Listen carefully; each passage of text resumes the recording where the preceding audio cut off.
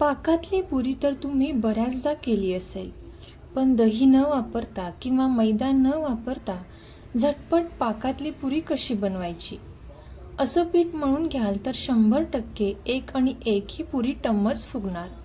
शिवाय पाक परफेक्ट करण्यासाठी योग्य प्रमाण कसं वापरायचं? अगदी झटपट तयार होणारी ही पाकातली पुरी. नमस्कार, मी राधा स्वागत करते तुमचं राधाज मॅजिक किचन या आपल्या यूट्यूब चॅनेलवर. तर आज आपण पाहणार आहोत गौरी गणपती विशेष पाकातली झटपट पुरी कशी बनवायची. यासाठी रेसिपी अगदी शेवटपर्यंत नक्की पहा. चला तर मग आजच्या रेसिपीला आपण सुरुवात करूया.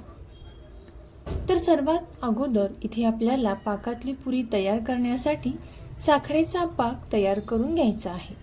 यासाठी इथे मी एका पॅनमध्ये 1 कप साखर घेतलेली आहे. आता ज्या कपने आपण साखर घेतलेली आहे त्याच कपने अर्धा कप पाणी आपल्याला यामध्ये घालायचं आहे.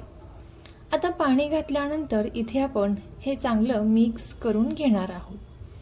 आता या पाण्यामध्ये आपल्याला ही जी साखर आहे ती पूर्णपणे विरघळवून घ्यायची आहे. आता इथे आपल्याला पाक तयार करण्यासाठी जास्त पाण्याचा वापर करायचा नाही. घट्टसर पाक इथे आपल्याला तयार करून घ्यायचा आहे. आता यामध्ये इथे मी थोडंसं केशर घालून घेतलेलं आहे आणि अगदी चिमूटभर असा खायचा ऑरेंज कलर यामध्ये टाकलेला आहे. आता आपण हे चांगलं मिक्स करून घेणार आहोत. इथे तुम्हाला हा कलर आवडत नसेल तर नाही घातला तरी सुद्धा चालेल. आता पुन्हा एकदा इथे आपण हे चांगलं मिक्स करून घेणार आहोत. आता या पाकाला इथे आपल्याला एक चांगली उकळी मारून घ्यायची आहे. लक्षात ठेवा, इथे आपल्याला साखरेचा पाक तयार करण्यासाठी खूप जास्त असा पाण्याचा वापर करायचा नाही. जेवढी आपण साखर घेतली त्याच्या निम्मेच पाणी इथे आपल्याला वापरायचं आहे. आता एक 3 ते 4 मिनिटांनंतर याला चांगली उकळी आलेली आहे आणि साखरेचा पाक इथे तयार झालेला आहे. पाकातली पुरी तयार करण्यासाठी पाक अचूक प्रमाणात तयार करणं खूप गरजेचं आहे. पाक जर पातळ झाला किंवा खूप घट्ट झाला तर पाकातली पुरी ही छान अशी होत नाही. पुरीमध्ये पाक व्यवस्थित चांगला मुरला जात नाही. आता गॅसचा फ्लेम इथे आपल्याला लगेचच बंद करून घ्यायचा आहे. त्यानंतर इथे आपण पुरीसाठी पीठ मळून घेणार आहोत. इथे मी 1 वाटी बारीक रव्याचा वापर केलेला आहे. तुमच्याकडे जर बारीक रवा नसेल तर मिक्सरला मोठा रवा बारीक करून घ्यायचा आहे. आता इथे मी 2 वाटी बारीक रवा घेतलेला आहे. यामध्ये आपल्याला अगदी चिमूटभर असं मीठ घालून घ्यायचं आहे. आता मीठ घातल्यानंतर चमच्याने इथे आपण हे थोडंसं मिक्स करून घेणार आहोत. आता यानंतर ज्या चमच्याने आपण पोहे खातो त्या चमच्याने 3 ते 4 चमचे तेल कडकडीत गरम करून घ्यायचं आहे आणि हे कडकडीत तेलाचे मोहन या पिठामध्ये घालून घ्यायचं आहे. आता पुन्हा एकदा इथे आपण हे चमच्याने चांगले मिक्स करून घेणार आहोत. तोपर्यंत जर तुम्ही आपल्या चॅनेलवरती नवीन आला असाल तर नक्कीच आपल्या चॅनेलला सबस्क्राईब करा आणि सबस्क्राईबच्या पुढचे बेल आयकॉनचे बटन दाबा, जेणेकरून इथून पुढच्या येणाऱ्या छान छान रेसिपीज सर्वात अगोदर तुम्हाला पाहायला भेटतील. आता चमच्याने हे चांगलं मिक्स केल्यानंतर हाताच्या साहाय्याने इथे आपण हा रवा या पद्धतीने चांगला चोळून घेणार आहोत, जेणेकरून तेलाचं मोहन संपूर्ण रव्याला छान असं लागेल. आता 2 ते 3 मिनिटांनंतर हे चांगलं मिक्स केल्यानंतर यामध्ये आपल्याला गरजेनुसार पाण्याचा वापर करायचा आहे. अगदी थोडं थोडं पाणी घालत इथे आपण हे चांगलं मिक्स करून घेणार आहोत. तर इथे आपल्याला हे पीठ मळताना अगदी खूप घट्ट असे मळून घ्यायचे नाही, कारण इथे आपण रव्याचा वापर केलेला आहे. रवा फुलण्यासाठी इथे आपल्याला हे पीठ थोडंसं पातळसर मळायचं आहे, जेणेकरून रवा छान भिजल्यानंतर पीठ हे व्यवस्थित अगदी घट्ट असं छान तयार होतं. आणि पुरी तयार करण्यासाठी इथे आपल्याला घट्ट पिठाचाच वापर करायचा आहे. आता हे चांगलं मिक्स केल्यानंतर पाहू शकता या पद्धतीचा पिठाचा गोळा तयार झालेला आहे. अगदी खूप पातळही नाही किंवा अगदी खूप घट्टही नाही. या पद्धतीने इथे आपण हे पीठ तयार करून घेतलेलं आहे.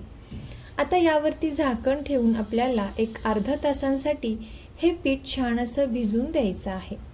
अर्ध्या तासानंतर इथं आपलं हे पीठ आहे ते छान असं भिजलेलं असेल आणि घट्ट सुद्धा आलेलं असेल.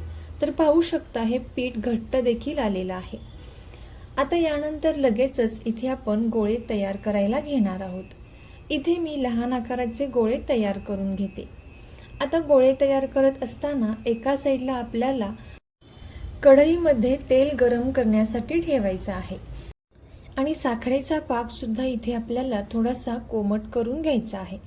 आता इथे मी या पद्धतीने गोळे तयार करून घेतलेले आहेत. याच प्रकारे बाकीच्या पिठाचे सुद्धा गोळे तयार करून घेते. आता इथे आपण पारी लाटत असताना इथे पिठाचा वापर अजिबात करायचा नाही. जर पीठ चिकटत असेल तर अगदी थोडंसं तेल लावून ही पारी छान अशी लाटून घ्यायची आहे. इथं आपलं हे पीठ छान असं तयार झालेलं आहे. इथे मला तेल लावण्याची सुद्धा गरज वाटत नाही, कारण पारी लाटतानाही चिकटत नाही. आता इथे आपल्याला साखरेचा पाक कोमटसर घ्यायचा आहे. तर साखरेचा पाक कोमट राहण्यासाठी एका पसरट भांड्यामध्ये आपल्याला गरम पाणी घ्यायचं आहे आणि त्यामध्ये आपण जो साखरेचा पाक तयार केलेला आहे ते भांडं आपल्याला त्या गरम पाण्यामध्ये ठेवायचं आहे, जेणेकरून साखरेचा पाक हा थंड होणार नाही. तर पाहू शकता इथे आपण ही पारी लाटून घेतलेली आहे आणि एका साईडला कढईमध्ये तेलसुद्धा छान कडकडीत गरम करण्यासाठी ठेवलेलं आहे. आता तेल चांगलं गरम झाल्यानंतरच आपल्याला या तेलामध्ये ही पुरी सोडायची आहे. तर पाहू शकता मस्त अशी टम्म फुगलेली पुरी इथे तयार झालेली आहे. आता याच पद्धतीने इथे मी बाकीच्या सुद्धा पुऱ्या तयार करून घेते. पण पुऱ्या तयार करत असताना 3 ते 4 या प्रमाणात पुऱ्या सुरुवातीला इथे आपल्याला तयार करून घ्यायच्या आहेत. 3 ते 4 पुऱ्या तयार झाल्यानंतर लगेचच आपल्याला पाकात सोडायच्या आहेत. आता पाकसुद्धा इथे कोमट आहे. या पुऱ्या आपण या पाकामध्ये सोडणार आहोत. सुरुवातीला इथे मी एक पुरी या पाकामध्ये सोडून घेते आणि चमच्याच्या साहाय्याने इथे आपण हा पाक या पुरीवरती सोडायचा आहे. पुऱ्या छान गरम असल्यामुळे पाक पटकन मुरला जातो आणि पुरी खायला सुद्धा छान लागते. आता एक 2 ते 3 मिनिटांपर्यंत इथे आपण या पद्धतीने या पुऱ्या पाकात सोडायच्या आहेत. आता इथे आपण ही पुरी काढून घेणार आहोत आणि याच पद्धतीने इथे मी बाकीच्या सुद्धा सर्व पुऱ्या पाकामधून काढून घेतलेल्या आहेत. तर तुम्ही सुद्धा या गौरी गणपतीला या पाकातल्या पुऱ्या नक्की ट्राय करून पहा आणि कशा झाल्या त्या कमेंट करून नक्की सांगा. तुम्हाला जर ही रेसिपी आवडली असेल तर नक्कीच आपले मित्रमैत्रिणी आणि नातेवाईकांसोबत शेअर करायला अजिबात विसरू नका. चॅनलवरती नवीन आला असाल तर नक्कीच चॅनलला सबस्क्राईब करा आणि सबस्क्राईबच्या पुढचे बेल आयकॉनचे बटन दाबा. थँक्यू.